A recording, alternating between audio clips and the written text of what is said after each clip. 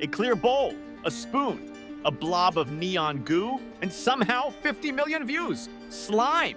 Yes, that squishy, stretchy, sensory spectacle became one of the internet's most satisfying obsessions. But why? What made slime go viral and stay viral for years? This wasn't just a trend, it was a movement. Welcome back to What Made It Viral, the show where we break down the moments, the movements, and the media that shape digital culture. Today we're diving into the surprisingly sticky success of slime, where it came from, how it exploded online, the exact moment it took over, how it crossed borders and generations, and the sensory legacy it left behind. This is the story of how an oozy, oddly satisfying substance became a YouTube goldmine and rewired how we think about content. Spoiler alert, it involves tweens, glue, ASMR, and an underground economy of glittery textures. Slime's origin story starts way before YouTube. If you grew up in the 80s or 90s, you probably remember slime as a gross-out toy. Think Nickelodeon's green slime bucket, gack, or that gelatinous stuff that came in plastic eggs. It was marketed as weird, messy fun, perfect for kids who loved goop and chaos. In 1984, Mattel released Slime Pit for its Masters of the Universe line, oozing neon green goo onto He-Man action figures.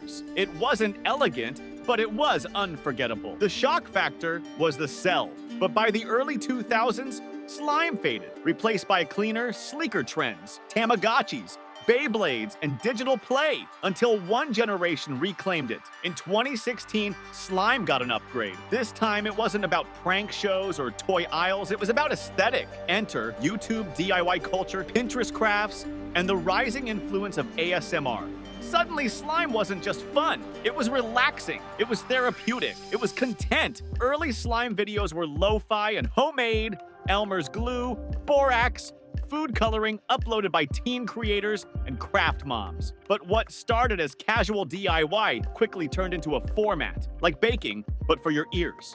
Like soap cutting, but squishier. Like Play-Doh, but cinematic. Slime became a form of self-expression and a way to slow scroll through anxiety. By 2017, slime was everywhere. YouTube, Instagram, and eventually TikTok became flooded with slime creators. One of the earliest breakout stars, Karina Garcia. Her slime tutorials weren't just fun, they were blockbusters. At one point, she was earning 6 figures a month from YouTube ads, merch, and brand deals. And she wasn't alone. Another standout, Talisa Tossell from the UK, whose aesthetic packaging and calm narration made slime feel like skincare. Not chaos, but calm. Dozens of teen creators, most of them under 18, turned their bedrooms into slime labs. They weren't just influencers.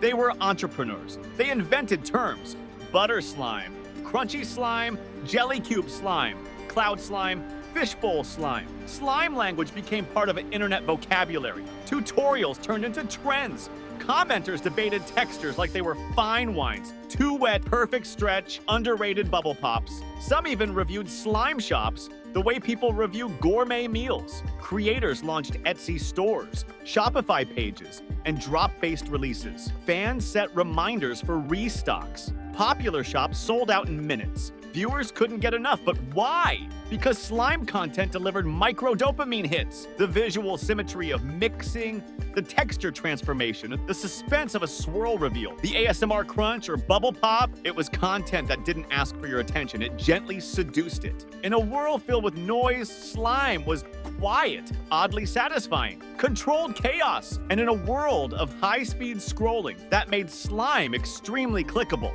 Every viral trend has a tipping point. For slime, it was 2017 to 2018. That's when it peaked. YouTube's algorithm started recommending slime everywhere. You didn't have to search for it, it found you. A single video of slime poking or stretching could rack up tens of millions of views. YouTube creators began optimizing thumbnails with bright neon slime close-ups, perfectly lit bowls, and dramatic swirls. Color grading became part of the strategy, and then TikTok entered the chat. Slime found its next home in the platform built for quick visual pleasures. TikTok's looping format was made for satisfying textures. Within seconds, you could watch a slime bubble burst, loop back, and watch it again.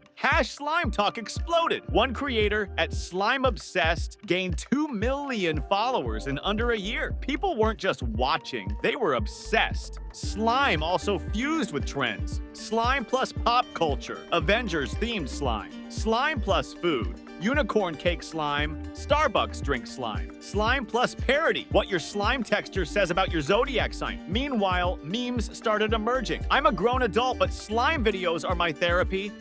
I'm stressed. Brain, watch a 14-minute slime swirl compilation. One tweet, slime videos are the modern fireplace, just vibes. The internet had found its new visual white noise. It was oddly satisfying, hypnotic, and addictive. A top comment under every viral video. I don't know why I'm here, but I can't stop. Slime wasn't just viral, it went global. By 2018, slime shops were popping up in cities like Seoul, Toronto, Dubai, and Buenos Aires. Amazon began featuring top 10 slime kits by independent creators. Even craft chains built slime sections. International creators added their own spin. In Japan, ultra-minimalist slime with calming music and soft textures. In Brazil, bright neon slimes with glitter, sparkles, and pop culture themes. In the Philippines, slime became a school fundraising product sold in cute jars. One Bangkok-based creator sold custom-scented slimes inspired by local desserts. Mango sticky rice slime? You bet! Slime conventions began emerging. Yes, conventions!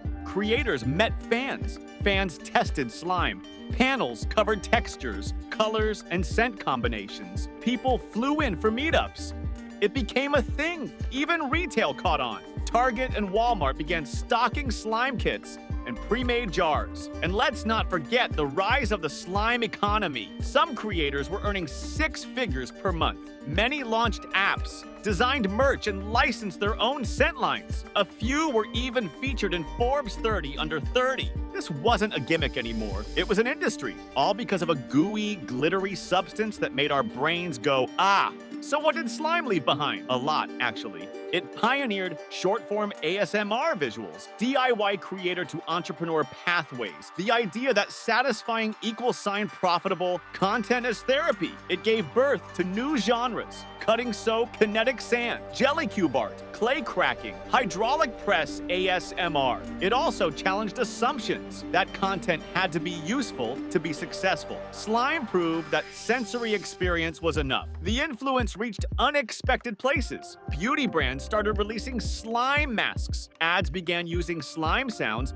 as sonic branding. TikTok creators used slime loops for emotional storytelling. Even mental health apps began embedding slime visuals for relaxation exercises. And even now, in 2024, the slime world hasn't vanished. It's just evolved. Slime content has moved into aesthetics, packaging design, and even product photography. Influencer creators are now brand designers. Former slime kids, now UX designers, stylists, ASMR specialists. It lives on in TikTok loops, Instagram reels, and oddly satisfying ad campaigns. So yes, the slime wave has softened, but the imprint, still sticky. What about you? Were you a slime kid? Did you ever make it, sell it, or just binge it at 2 a.m. like the rest of us? Drop your first slime memory in the comments. And if you love breaking down the building blocks of virality, hit that subscribe button. Thanks for watching. Until next time, stay curious and maybe stay squishy.